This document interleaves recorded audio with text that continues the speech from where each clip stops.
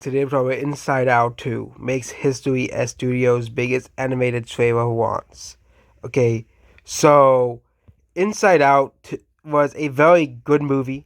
Okay, I'm not really too excited for the sequel. Okay, because I know Disney is dropping the ball with their movies. Okay, that's why I said I'm not too excited for this movie because I know Disney over the past couple of years loves to drop the ball on their movies. Okay, and we're falling for the hype cycle all over again. Like with Lightyear. Everybody said, oh my god, Lightyear looks so cool, it looks so amazing. Oh, no one to go see it. Because Disney loves to drop the ball with their movies, okay? Generic swap that Disney's pointing out. Turning Red, okay? You know, Elemental, okay? Same thing with this. So people who are really excited for the movie, but the actual general audience, not the YouTubers, okay, the general audience just doesn't care. But this could be a turnaround for Disney, okay. Inside Out 2 could be a turnaround. That's why they didn't. You know why they didn't delay this movie? Because they're hoping this movie will turn around Disney. They're really hoping this will turn around Pixar's reputation of now. Okay, people can't get enough of anxiety. Okay, which is an emotion that we have, as well. The sequel to Inside Out is one of the biggest. Generated 157 million views in 24 hours, being out Frozen 2. 78 million of those come from TikTok. So people are excited for this movie. Could this be the success that Disney is wanting and desperately wanting after the year of failures and flops they have had? Okay, yeah, okay. The first Inside is behind the whole people who made the first movie as well. So everybody who's behind the first movie is behind the second movie. Now I know for sure. But Disney is desperately wanting to have, money. They want money. Okay, and we know people wanted to have a sequel to Inside Out, kind of like with other movies like Finding Nemo and Incredibles. But again, kind of like with those movies, they're not as well received as the first. Okay, once again, it's often to happen in sequels. The only sequel I think in Pixar that really gets added to the original is the two Toy Story sequels. We're not talking about the fourth movie, okay? But Inside Out 2 could definitely become a box office hit. Okay? This movie could definitely become a hit that Disney is so desperate for after the year of failures. This is why Disney's delaying all the movies. It's because they don't know if the movies are to do well or not. They are scared. Okay, you know if they didn't delay Deadpool 3 as well? Because they probably hope that Deadpool, a well-beloved character, will make money for them. Okay, again, Hollywood is not really about the style anymore. It's about the franchise, the IP.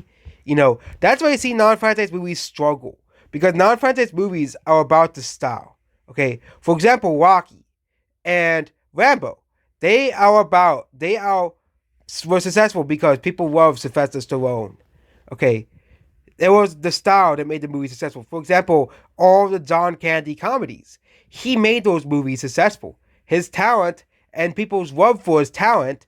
But the thing of modern Hollywood is a lot of people don't care about the Hollywood style anymore. There are some styles that could probably still sell movies, but even like Tom Cruise as well. Okay, everybody said that Tom Cruise was the last real Hollywood style. Okay, not even he could save a movie from becoming a box office failure. Okay, Hollywood isn't about the style anymore. It's about the IP. It's about the hype. It's about the characters.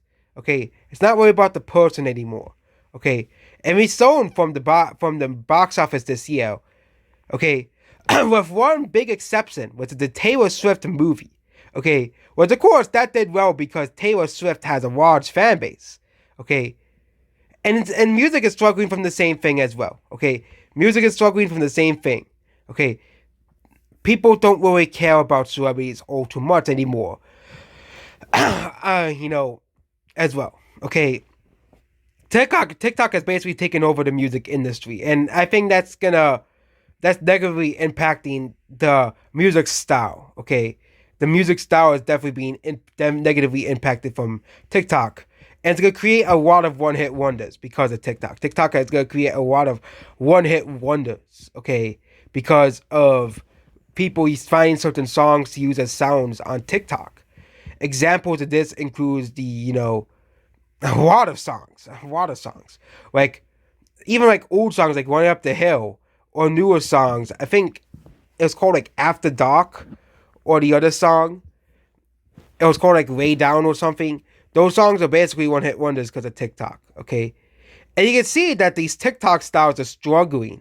Like Sorry D'Amelio made a song, and some of the fanboys are like trashing like Taylor Swift and Olivia Rodrigo. Like, they can't compare to.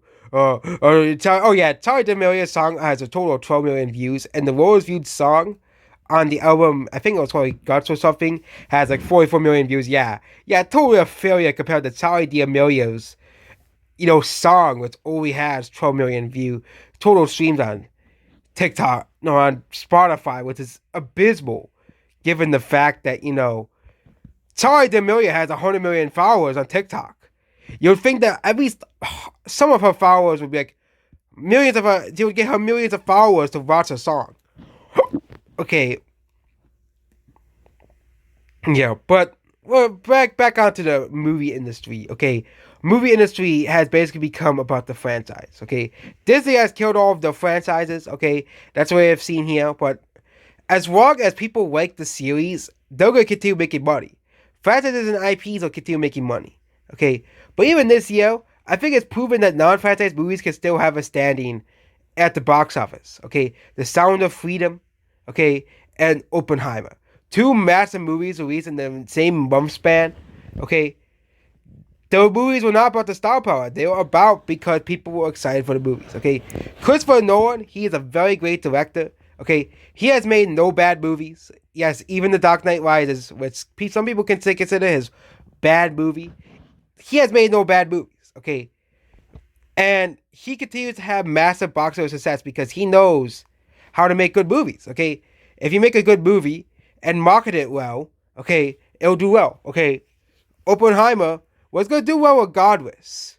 Okay, a Barbie be or not. Okay, Oppenheimer was gonna do well regardless, but it was a genius strategy of Barbenheimer. It was a genius strategy because it propelled both movies to massive box office success. Okay, both movies were a huge box office success simply because of Barbenheimer, because of TikTok and also YouTube and social media. Okay, I think studios need to take more advantage of social media. I think Barbenheimer is clear of that. Okay, use meme culture. I know people say that memes make movies dated, but use meme culture. Try to get the Gen Z younger audiences to go see movies because they do want to see movies like the Mario movie and Barbenheimer. Okay, and the Taylor Swift movie, but that's mostly because her fans are going to go see the movie. Okay, take advantage of the younger audiences who do want to see movies, but they can't connect with stuff like Killers of the Flower Moon, but they'll go equally watch a FNAF movie or the Mario movie or Barbie and Oppenheimer as well, or The Sound of Freedom even as well. Okay, and you know what the weird thing is? That a lot of movies have an overperformance among Hispanic audiences. Okay, Mario and The Sound of Freedom are two examples of movies where that audience definitely helped make those movies successful, especially like The Sound of Freedom, which is funny that Hispanic audiences would rather watch the movie called The Sound of Freedom than watch Blue Beetle, a movie that is literally pandering towards the audience. Okay, but no, they would rather see The Sound of Freedom. Even like in Latin America, that movie did extremely well in Latin America, way better than Blue Beetle did in the entire part of the world. Sound of Freedom still beat out Blue Beetle in Latin America, especially Mexico. And Mario made a lot of money in Latin America. That's why Nintendo is advertising their games in Latin America. But hopefully, Disney can have a success with Inside Out. A success they have been so desperately wanting after only having one profitable movie this year. Yes, only one. You can technically count Elemental as a loss, but they've only had one profitable movie this year, and that was Guardians of the Galaxy Volume 3. And maybe Disney's saying, hey, maybe it's going to see why that movie is successful. And why every single one of our movies was a box office failure. Okay, I think Disney's going to have to learn the tough lesson of this year. And also partially last year as well. But at least the Marvel movies kept making money. Okay, but this year, Disney has to definitely learn the lesson. And that's about this video here. Goodbye.